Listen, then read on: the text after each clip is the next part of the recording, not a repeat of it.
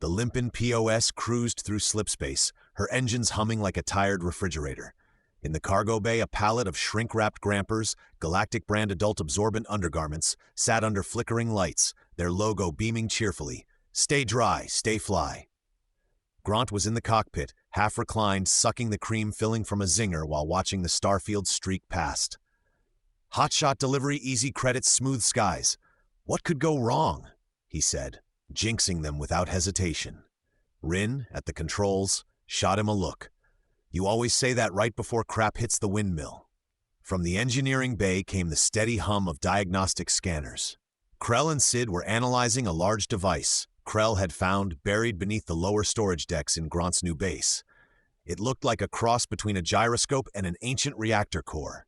Brass-like rings etched with alien runes that pulsed faintly every few seconds. Krell, in his calm, analytical voice, said, "Sid, initiate another sweep on frequency Delta 9. The resonance patterns are unusual." Sid replied, "Warning, that device predates this ship's tech tree by at least 2 centuries. Trace gravitational harmonics are increasing slightly. You may wish to stop poking it with a fusion probe." "Scientific curiosity demands risk," Krell replied. From the cockpit, Gront's voice echoed down the corridor. "Hey, Krell, whatever you're doing." Back there made the lights flicker. Krell didn't respond, too absorbed in the glowing glyphs crawling across his display.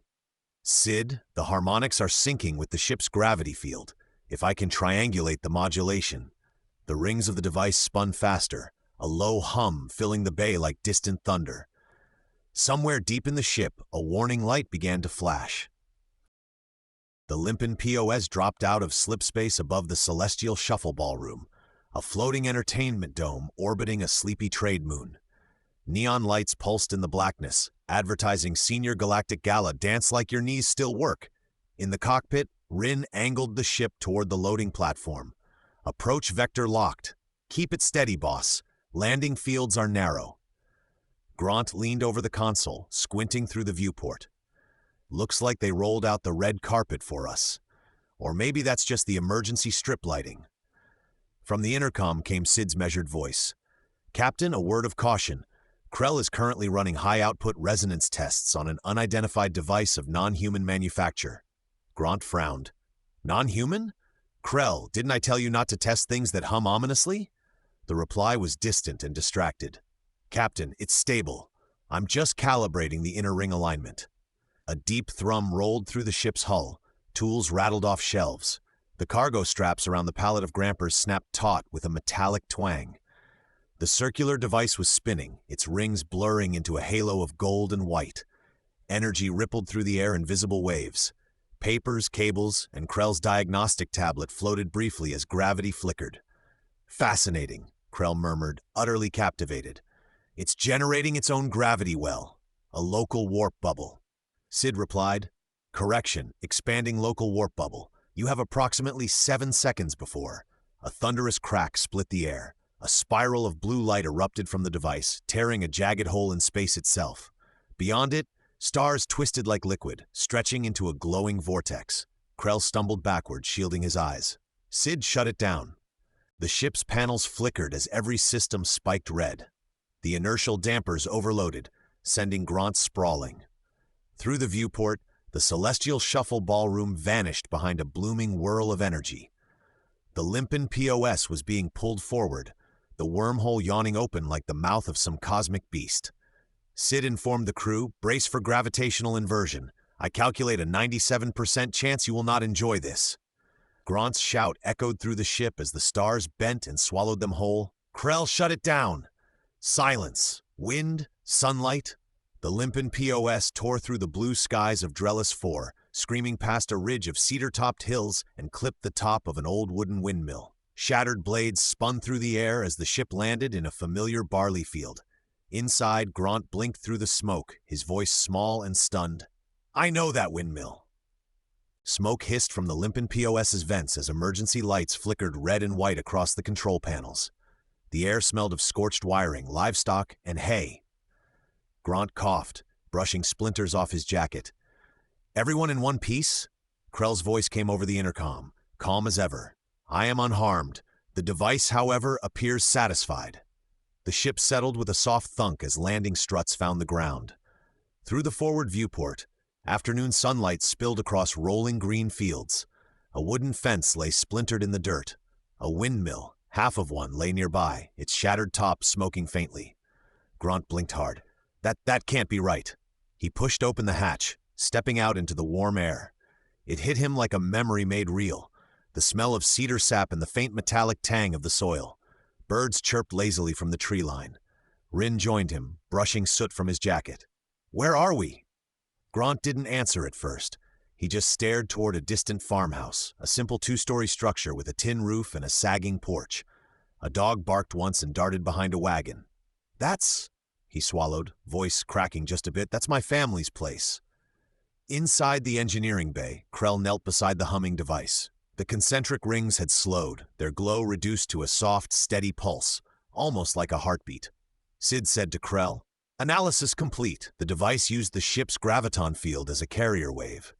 Temporal coordinates align with this planet's chronosphere approximately 32 years prior to your current reference point. Krell frowned. 32 years ago? But why here? Why this planet?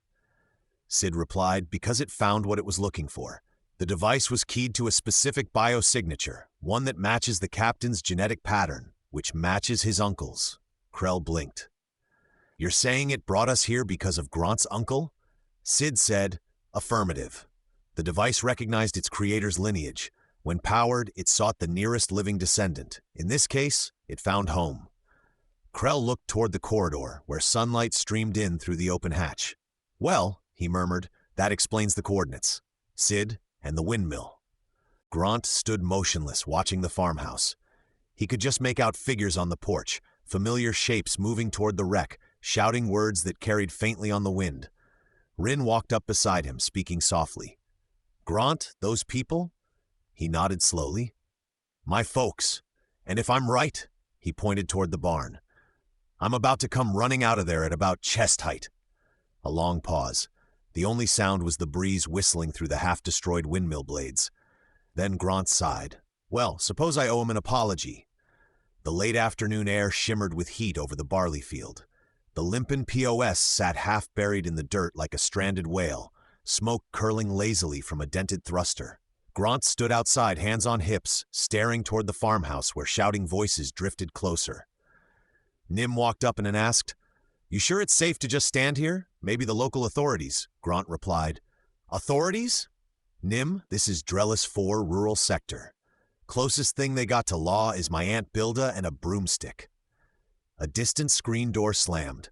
From the direction of the barn came a gangly teenager in grease-stained coveralls, hair sticking up in all directions, stomping across the field with the confidence of someone who'd never been wrong in his life. A younger version of Gront started complaining. "Hey, you can't park that heap on our barley!" Rin's mouth dropped. "Oh, no!" Old Gront's expression flickered somewhere between disbelief and despair. "Oh, stars! He's me."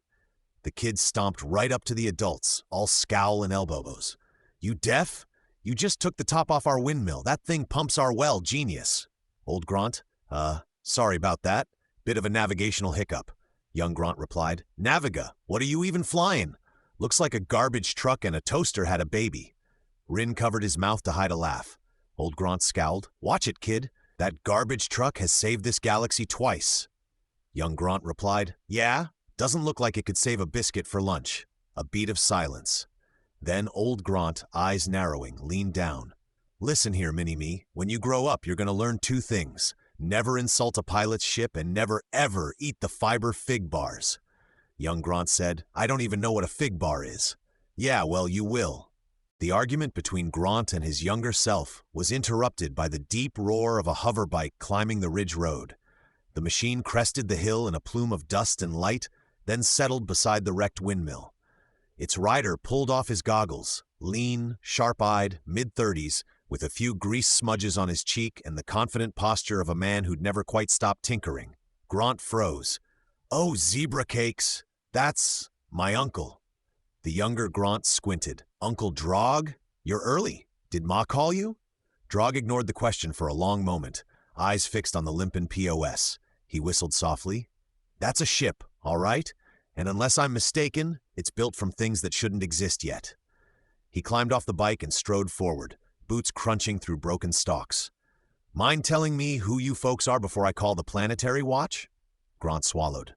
Long story, short version, we're having some technical difficulties.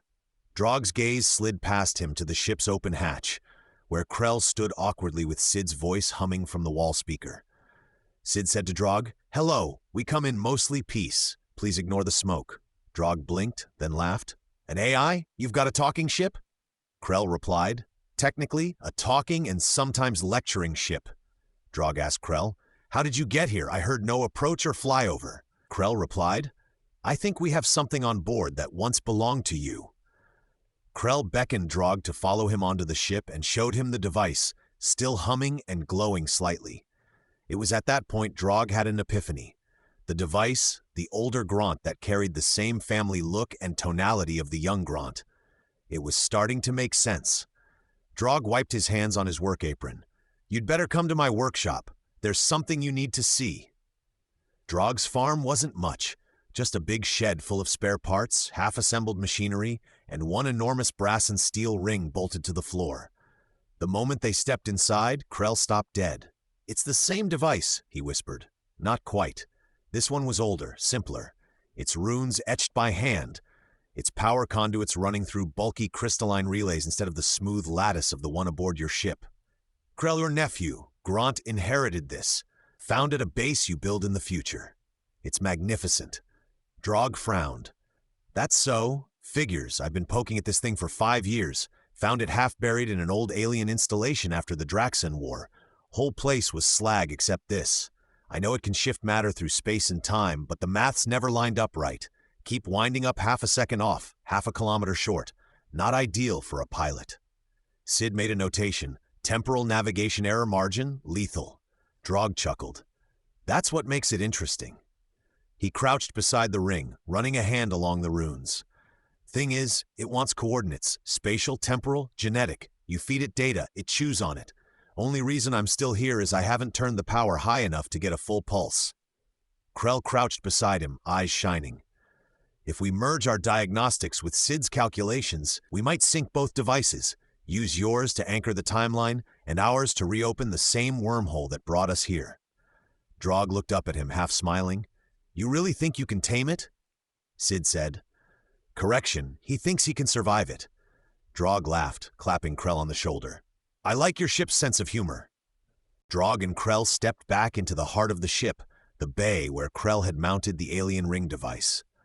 The air shimmered faintly with residual charge. Faint symbols glowed along the inner edge of the ring.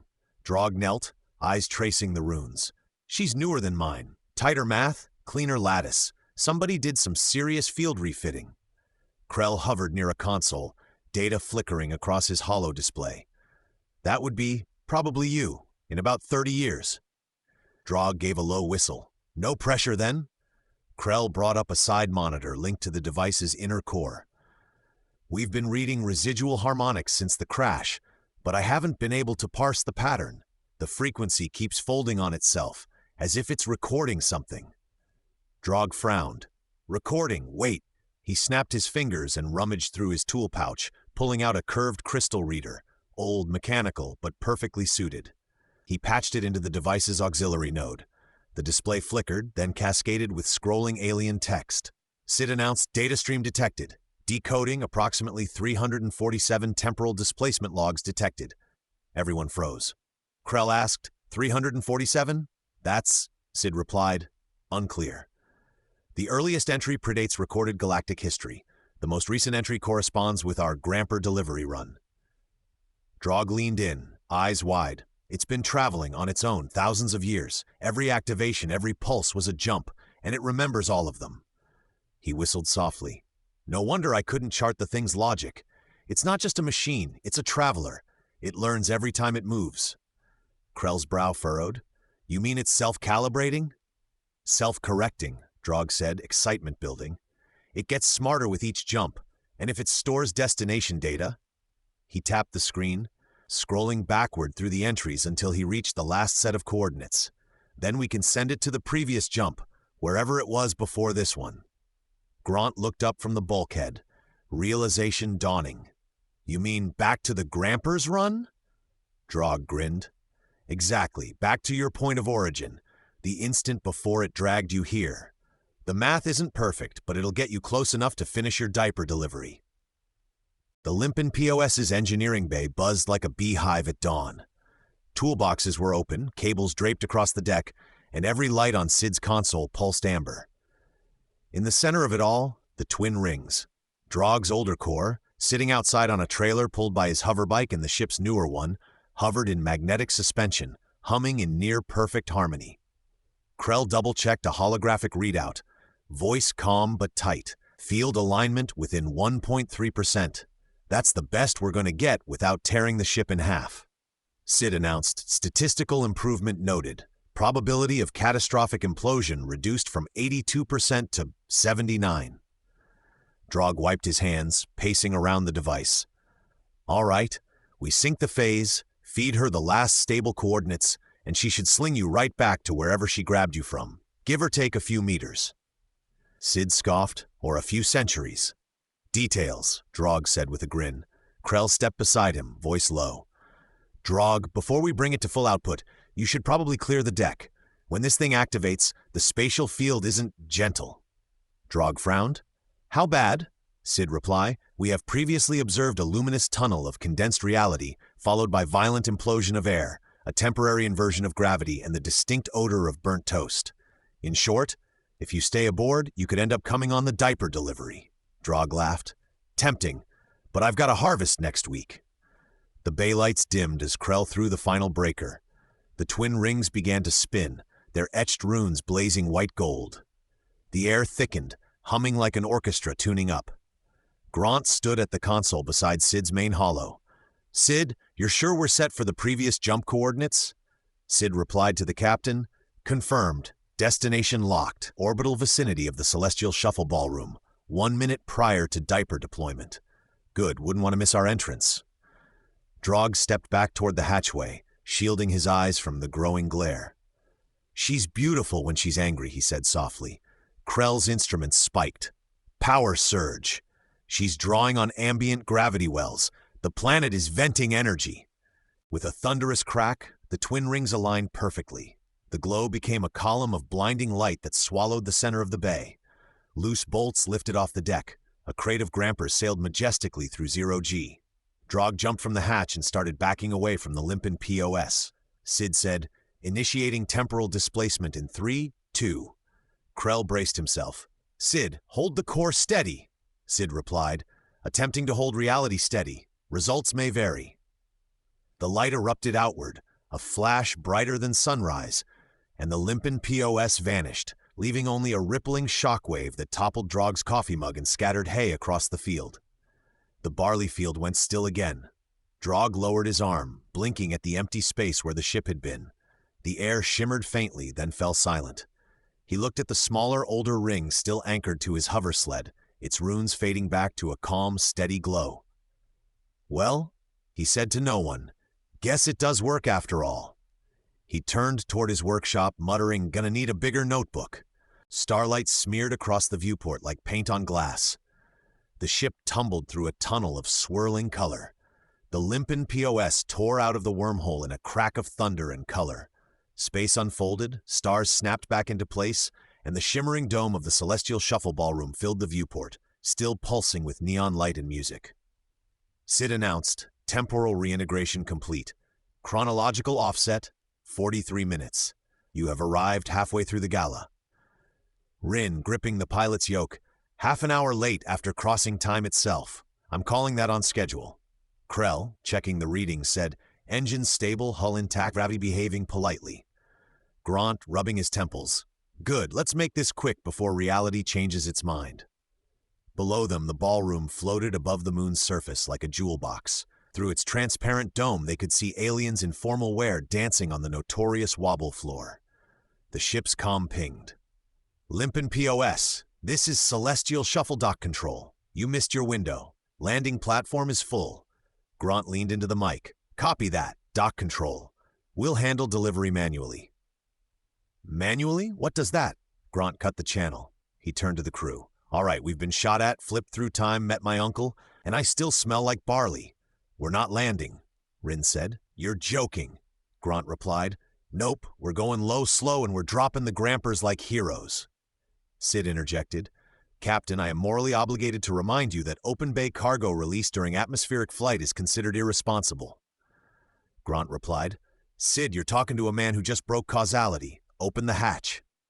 The Limpin POS swooped low over the ballroom, engines rumbling. Guests inside paused mid-dance as shadows swept across the dome. From the open cargo bay, the pallet of Grampers, shrink-wrapped and pristine, slid to the edge. Gront gave it a salute. Best of luck, Noble Rump Cargo. With a hiss of hydraulics, the release clamps snapped. The pallet sailed gracefully through the artificial gravity field, tumbling once before landing perfectly on the extended delivery platform with a soft thunk. White plastic packages burst free, fluttering across the ballroom entrance like confetti. Gront dusted his hands. Delivery complete? Nobody say it wasn't professional. Rin looked at him and said, You're going to be banned from half the sector.